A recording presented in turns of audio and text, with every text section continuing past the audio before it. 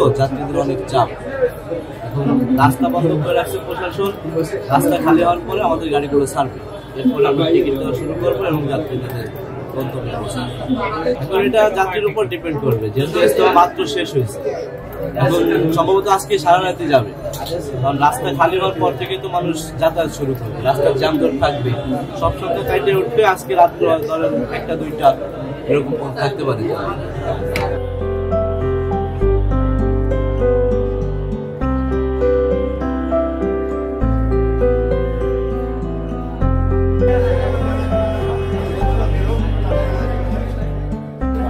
খুলনা যাচ্ছে, বেড়াবন যাচ্ছে, বরিশাল, ঠাকুরগাঁও, পঞ্চগড়, রংপুর, দিনাজপুর এবং সাতক্ষীরা ছোট যাচ্ছে।